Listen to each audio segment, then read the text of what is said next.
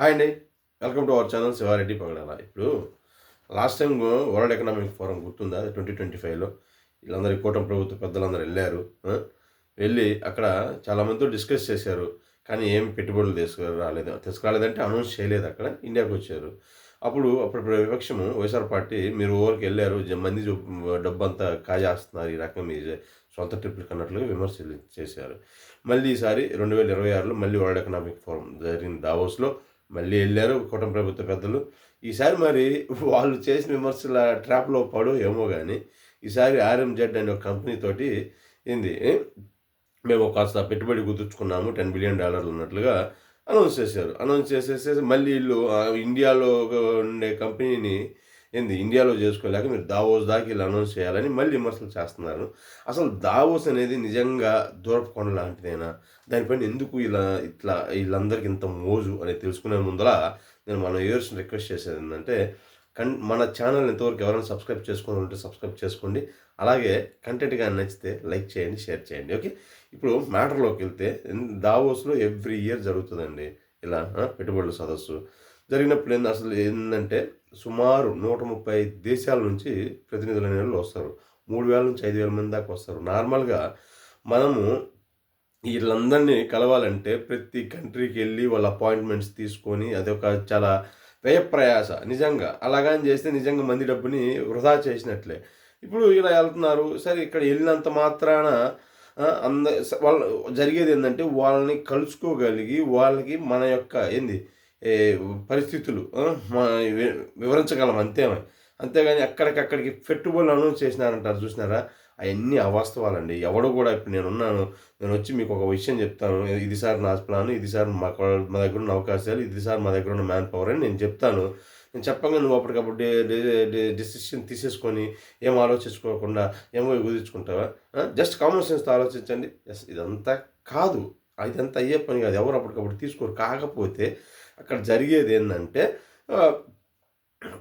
Network పెరుగుతుంది అనమాట. ఎందుకంటే 3000 మంది నుంచి 5000 మంది దాకా వస్తారు. 3 నుంచి 5 రోజులు జరుగుతాయి. 130 దేశాల నుంచి వస్తారు కాబట్టి నెట్వర్క్ పెరుగుతుంది. వాళ్ళు ఏం ఎక్స్పెక్ట్ చేస్తున్నారో మనకు అర్థం చేసుకోవచ్చు. నారా లోకేష్ కూడా ఒక రిపోర్టర్ అడిగిన దానికి ఆన్సర్ చేసాడు ఇదే మాదిరి. మీరెందుకు అందరితో ఇట్లా మాట్లాడుతున్నారని రిపోర్టర్ అడిగితే, మనము వాళ్ళు పెట్టుబడులు పెడతారనే కాదు, అసలు వాళ్ళు ఏం ఎక్స్పెక్ట్ చేస్తున్నారు మన నుంచి, మన రాష్ట్రంలో వాళ్ళు కోరుకునే విధంగా మన రాష్ట్రంలో ఎలా సౌకర్యాలు కల్పించాలి అన్న విధంగా ఆన్సర్ చెప్పాడు. అక్కడ జావోస్లో జరిగేదే అందుకే వెళ్ళేదే అందుకు. అక్కడ చేయాల్సింది నేర్చుకోవాల్సింది కూడా అదే. కానీ పొద్దుగూకులు వాళ్ళతో మేము ఇన్ని 1000 కోట్లు చేసుకున్నాం, వీళ్ళతో మేము 2 లక్షల కోట్లు చేసుకున్నాం, అదంతా ట్రాష్. అదంతా అయితే ఉత్తమాట. వీళ్ళేదో జనాలని హైప్ చేసుకోవడానికి చెప్పే మాటలైంది. 2025 వీళ్ళు చేసింది కరెక్ట్. కానీ ఇప్పుడు విపక్షాలకు విమర్శలు తట్టుకోలేక ఈసారి మాత్రం అనౌన్స్ చేశారు. అదే ఇది కాదు. బట్ కొందరు మాట ఇండియాతో కంపెనీలతో పెట్టుబడులు అనౌన్స్ చేయించుకోవడానికి అక్కడ దాకా వెళ్ళాలా, ఇండియాలో లేవంటే ఇండియాలో ఉంటే కుదరదండి. అక్కడికి వెళ్ళాలి, పెట్టుబడులు కావాలి అనుకుంటే వెళ్ళి అందరితో పరిచయాలు పెంచుకోవాలి. ఇప్పుడు ఒక సామెత ఉంటుందన్నమాట, ఆడైతే తిరిగి చేడింది మగాడు తిరక్క చేరడాడు అని. ఆ సామెత ప్రకారం ఏంటంటే మనం ఇంట్లోనే కూర్చుంటే ఎవరు మన దగ్గరికి వచ్చి పెట్టుబడులు పెట్టారండి. మన సంగతి తెలియదు. మన గురించి మనం ప్రొజెక్ట్ చేసుకోవాల్సిందే, మన గురించి మనం పబ్లిసిటీ చేసుకోవాల్సిందే. అట్లా దేశాలు బలపాలు కట్టుకుని తిరగాలంటే అయ్యే పని కాదు.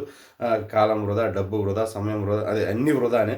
కాబట్టి అది ఒక మంచి ఆపర్చునిటీ, దాన్ని యూజ్ చేసుకోవడంలో తప్పులేదు. కాకపోతే అక్కడికక్కడ అనౌన్స్ చేయటం అన్నది అదంతా పబ్లిసిటీ జిమ్మెక్కు. ఇంకొకటి ఇక నా కూటమి విషయంలో కూడా నచ్చంది ఏంటంటే, వీళ్ళు ఏ ప్రాజెక్ట్ అనౌన్స్ చేసినా కానీ జనాల హైప్ కోసం $10 బిలియన్ $10 బిలియన్ $10 బిలియన్ అని అనౌన్స్ చేస్తున్నారు.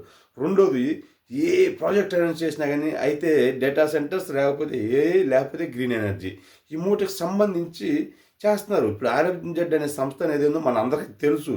అది బెంగళూరుకి వెళ్తే ఎన్నో ఆ ఎకోస్పేస్ అని, ఈ ఎకోస్పేస్ అని, ఈ సంబంధించిన ఐటీ పార్కులు ఎన్నో కట్టింది. అదొక కన్స్ట్రక్షన్ కంపెనీ. మీరు ఆ విధంగా చెప్పండి, మాకు నమ్మబుద్ధి అవుతుంది, బాగుంటుంది. ప్రతిదానికి మేము hyper scale data centre, capability centre, green energy centre అని చెప్తే చాలా ఎబ్బెట్టుగా ఉంది. సార్ పొద్దుగూకులు మీరు ఇలా వచ్చినట్టు చెప్పుకోండి, ఇబ్బంది లేదు, కానీ హైప్ చేసి చెప్పుకోకండి. ఇప్పుడు బాగానే ఉంటుంది. పోను ఒక విరక్తి వచ్చేస్తుంది. చదువుకున్న నాకే నాన్న పొద్దుగూలు $10 బిలియన్ అంటారు, ప్రతిదానికి డేటా సెంటర్ అంటారు అనిపిస్తుంది. వాస్తవాలు చెప్పండి, ఇబ్బంది లేదు. వాస్తవాలు చెప్తే మేము అర్థం చేసుకుంటాం, జనాలు అర్థం చేసుకోకపోతే మాలాంటి వాళ్ళు ఎక్స్ప్లెయిన్ చేస్తాం. అంతేగాని మీరు హైప్ చేసి చెప్పొద్దు.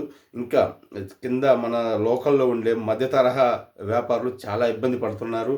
ఇది మ మనీ రొటేషన్స్ లాగా ఇంకా వేరే వేరే ఇతరత్ర కారణాల వల్ల మీరు ఎంతసేపటికి పెట్టుబడులు అనుకోకుండా అవి చూడండి. ఇంకా పిల్లలున్నారు, ఫీజు రీయింబర్స్‌మెంట్ లేక వాళ్ళు ఇబ్బంది పడుతున్నారు, రైతులు ఇబ్బంది పడుతున్నారు. ఇవి కూడా చూడండి. పెట్టుబడులే కాదు రాష్ట్రానికి ఉన్న సమస్యలు.